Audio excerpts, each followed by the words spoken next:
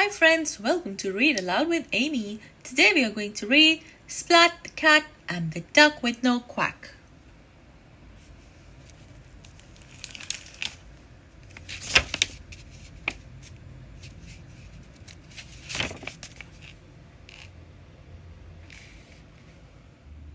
Splat's bike went clickety-clack as he rode along a bumpy track to cat school. Suddenly, the wheel of the bike got stuck in a crack.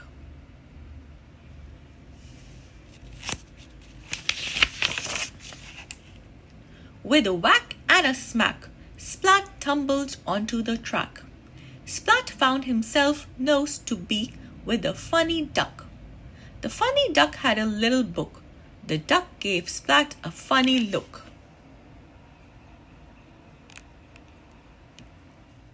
"How odd," said Splat. "This duck was strangely quiet." "A duck lacking in quacking?" said Splat. "That's not right." "Don't worry, duck," said Splat. "You must be lost. I'll take you back to the pond. I will help you get your quack back." Splat picked up the duck with the little book and put both in his backpack.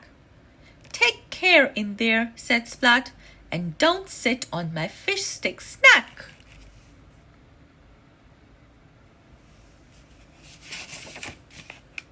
Splat put his backpack back on, got on his bike and set off again along the bumpy track towards the pond.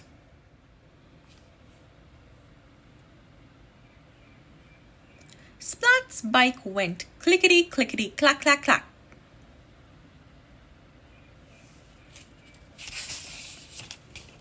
Splat stopped by the pond and opened his backpack. Duck popped out, looked about, then popped back in again.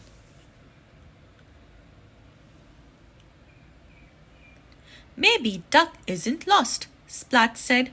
"Mrs. Wimpy Dimple will know what to do." And Splat wobbled his way back on the track to cat school. When Splat got to school, he parked his bike in the bike rack shack and dropped his backpack on the bumpy track.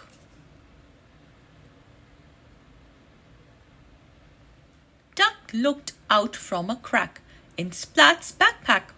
Duck saw Spike's silly grin and had a panic attack.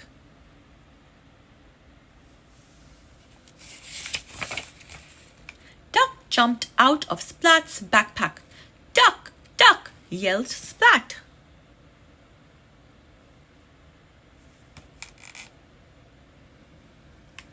Where?" yelled Plank, looking blank. "Too late!" Splurf!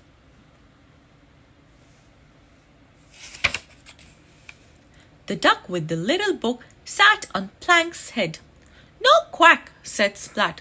"No quack?" asked Spike. "No quack?" asked Plank. "No quack," said Splat.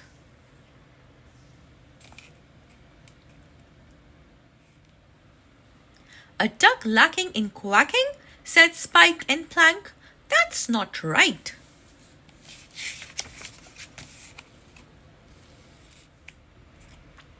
"Maybe Duck is hungry," said Spike. Spike took the fish stick snack from Splat's backpack and gave it to Duck.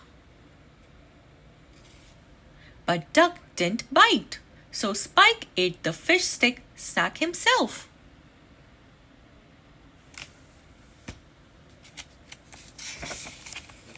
"Maybe Duck is sad and needs to be cheered up," said Plank. Plank made a funny face. Duck didn't laugh. Duck didn't even grin. Plank's funny face stayed stuck. I know," said Kitten. "Duck needs a bow with a little pink dress to match. That will bring Duck's quack back."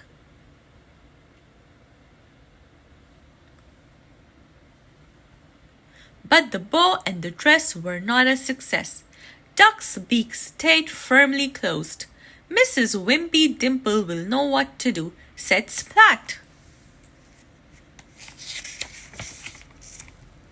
Mrs. Wimpy Dimple looked at the duck. A duck lacking in quacking? She asked. How very odd. But the answer must be simple, said Mrs. Wimpy Dimple.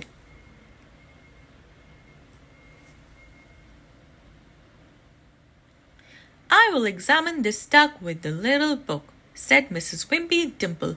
She played some music to test Duck's ears. Duck danced a merry duck dance. Duck's hearing is all right. Maybe the problem is Duck's eyesight, said Mrs. Wimpy Dimple. C-A-T-S-R-U.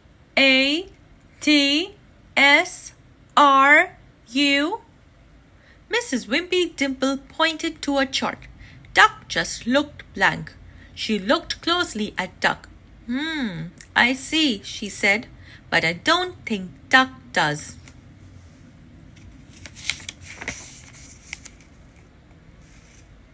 Mrs. Wimpy Dimple put her glasses on Duck's beak.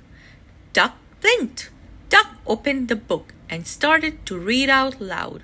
As he read, Duck began to quack. Quack, quack, quack, followed by a quack, quack, quack.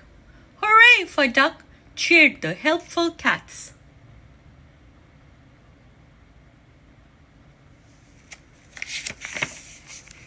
Quack, quack, quack, quack, quack, quack, quack.